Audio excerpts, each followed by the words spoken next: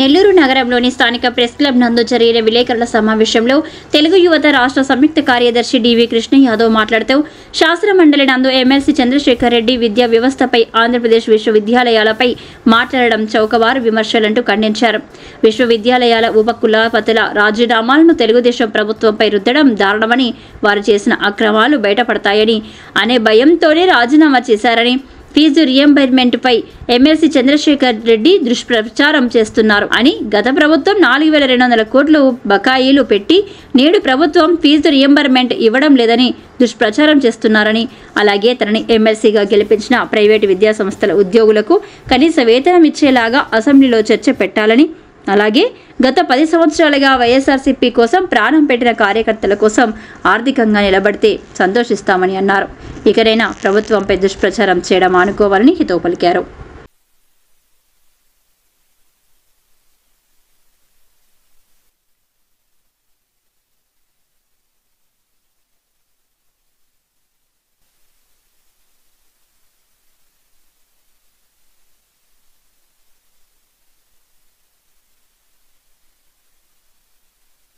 నెల్లూరు నుంచి గెలిచినటువంటి ఎమ్మెల్సీగా బాధ్యతలు నిర్వహిస్తున్నటువంటి చంద్రశేఖర్ రెడ్డి గారు విద్యా వ్యవస్థ మీద, విశ్వవిద్యాలయాల మీద, రాష్ట్ర ప్రభుత్వం మీద కొన్ని నిందలు వేయడం జరిగింది. చంద్రశేఖర్ రెడ్డి గారు మాట్లాడుతూ ఆంధ్రప్రదేశ్లో ఉన్నటువంటి విశ్వవిద్యాలయాల్లో ఉపకులపతులు ఎవరైతే ఉన్నారో, వీసీలు ఎవరైతే ఉన్నారో వాళ్ళు తెలుగుదేశం పార్టీ అధికారంలోకి రాగానే రాజీనామాలు చేయడం జరిగింది. దీనికి ఎవరు కారణం అని అడిగారు. విద్యార్థి సంఘాలు ధర్నాలు చేస్తే ఎక్కడైనా వీసీలు రాజీనామా చేస్తారా అని చంద్రశేఖర్ రెడ్డిని అడుగుతా ఉన్నా. నువ్వేదో 2 క్లిప్పింగులు చూపించావు. విద్యార్థి సంఘాలు యూనివర్సిటీల సమస్యల మీద వైస్ ఛాన్సలర్ని ప్రశ్నిస్తున్నటువంటి క్లిప్పింగ్లు ఏవైతే ఉన్నాయో, తగుదునమ్మా, నాకంటే మేధావి లేడు, అపర మేధావిని నేను, చూడండి అని చూపించావు.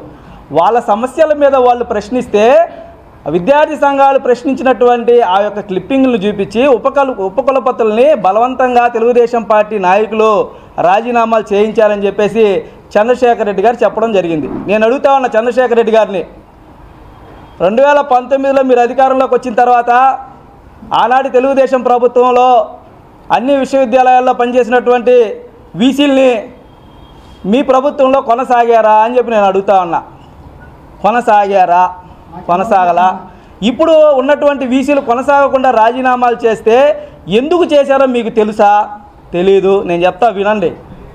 ఇప్పుడు మీరు పెట్టినటువంటి వైస్ ఛాన్సలర్లు ఎవరైతే ఉన్నారో ఒక్కడికి కూడా వీసీగా ఉండేదానికి అర్హత లేదు.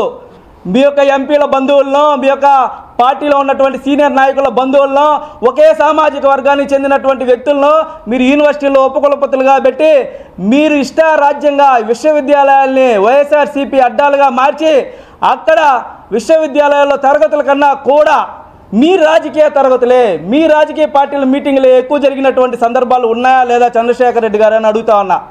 మీ యొక్క ఉపకులపతులు ఎందుకు రాజీనామా చేశారో తెలుసా నీకు? మీ యొక్క యూనివర్సిటీలో ఉన్నటువంటి నిధుల్ని దుర్వినియోగం చేశారు.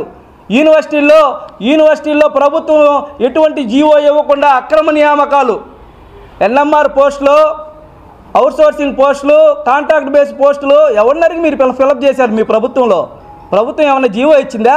వీటన్నిటి మీద కూడా ప్రభుత్వం అధికారంలోకి వచ్చినటువంటి తెలుగుదేశం ఎక్కడ ఎంక్వైరీ వేస్తుందో, ఎక్కడ ఉపకులపతులుగా మేము జైలుకి వెళ్ళవలసి వస్తుందో అని భయపడి మాత్రమే మీరు పెట్టినటువంటి వీసీలు రిజైన్ చేశారన్నటువంటి విషయాన్ని మీరు గమనిస్తే మంచిదని చెప్పేసి చంద్రశేఖర్ రెడ్డి గారికి చెప్తా ఉన్నా. ఆయన బాధని నేను అడుగుతా ఉన్నా. మీరు అధికారంలో ఉన్నప్పుడు ఎన్నికలకు ముందు ఇవ్వవలసినటువంటి బకాయిలు 4200 కోట్లకు పైగా ఉన్నటువంటి ఫీజు రియంబర్స్మెంట్ బకాయిల్ని మీరు ఎందుకు ఇవ్వలేదు చంద్రశేఖర్ రెడ్డి గారు అని అడుగుతా ఉన్నా. మీరు ఇవ్వకపోగా మేము అధికారంలోకి వచ్చిన 9 నెలల్లోనే 850 కోట్లకు పైగా ఈరోజు ఫీజు రియంబర్స్మెంట్ బకాయిలు చెల్లిస్తే మిగతావి కూడా ఇచ్చేదానికి మేము సిద్ధంగా ఉంటే ప్రజల్లో మా ప్రభుత్వాన్ని తప్పుదోవ పట్టించేదానికి మీరు ప్రయత్నం చేయడం తగునా అని చెప్పి మిమ్మల్ని అడుగుతా ఉన్నా. ఫీజు రియంబర్స్మెంట్ గురించి మాట్లాడే నైతిక అర్హత నీకుందా చంద్రశేఖర్ రెడ్డి గారు అని అడుగుతా ఉన్నా. నీకున్నటువంటి కాలేజీల్లో ఒక్క విద్యార్థి ఫీజు కట్టకపోతే ఫీజు రియంబర్స్మెంట్ రాలేదు సార్, ప్రభుత్వం నుంచి వచ్చినప్పుడు తీసుకోండి సార్, మాకు హాల్ టికెట్లు ఇవ్వండి సార్, మాకు సర్టిఫికేట్లు ఇవ్వండి సార్ అంటే ఏ ఒక్క విద్యార్థికైనా నువ్వు హాల్ టికెట్ ఇచ్చావా? ఏ ఒక్క విద్యార్థికైనా నువ్వు సర్టిఫికేట్లు ఇచ్చావా? నీ కాలేజీల్లో నువ్వు నిజాయితీగా విద్యార్థుల పట్ల ఈరోజు ప్రభుత్వంలో అన్యాయం జరిగిపోతా ఉంటే విద్యార్థులను ఆదుకునేటువంటి వ్యక్తిగా నువ్వు ఒక్క విద్యార్థికైనా స్కాలర్షిప్ రాలేదని చెప్పి టీసీలు ఇచ్చావా, లేకపోతే హాల్ టికెట్లు ఇచ్చావా చంద్రశేఖర్ రెడ్డి గారు అని చెప్పి నేను అడుగుతా ఉన్నా. చంద్రశేఖర్ రెడ్డి గారు చెప్తా ఉన్నారు, మీ ప్రభుత్వంలో ఆగినటువంటి ఫీజు రియంబర్స్మెంట్ గురించి మీరు మాట్లాడకుండా మీరు వదిలేసినటువంటి అప్పుల్ని మేము ఇస్తూ ఉంటే మా ప్రభుత్వాన్ని తప్పుదోవ పట్టించేదానికి నువ్వు అసెంబ్లీలో చేసినటువంటి ప్రయత్నం విఫలమైంది కాబట్టి నువ్వు మళ్ళీ నెల్లూరుకు వచ్చి ప్రెస్ మీట్లు పెడతా ఉన్నావు. మేము చెప్పింది నిజము, అసెంబ్లీలో మమ్మల్ని మాట్లాడనీయట్లేదు. ఎందుకు మాట్లాడినారు? శాసన మండలిలో సభాధ్యక్షుడిగా ఉన్నటువంటి వ్యక్తి, మీ పార్టీకి సంబంధించినటువంటి వ్యక్తి, ఆ స్పీకర్ మాకివ్వట్లేదు అవకాశం, తెలుగుదేశం వాళ్ళకి పూర్తిగా అవకాశం మీకే ఇస్తూ ఉన్నాడు. మీరు అబద్ధాలు చెప్పినా కూడా అరగంట ఇస్తూ ఉన్నాడు మీకు అవకాశం. మేము నిజంగా నిజాయితీ వాళ్ళు అడిగినటువంటి అబద్ధాలకి మేము నిజంగా సమాధానాలు చెప్తామయ్యా అన్నా కూడా ఆ స్పీకర్ మాకు అవకాశం ఇస్తున్నటువంటి పరిస్థితి లేదు. కాబట్టి చంద్రశేఖర్ రెడ్డి గారు ప్రభుత్వం మీద నిందలేసేటప్పుడు, ప్రభుత్వం గురించి మాట్లాడేటప్పుడు ఒళ్ళు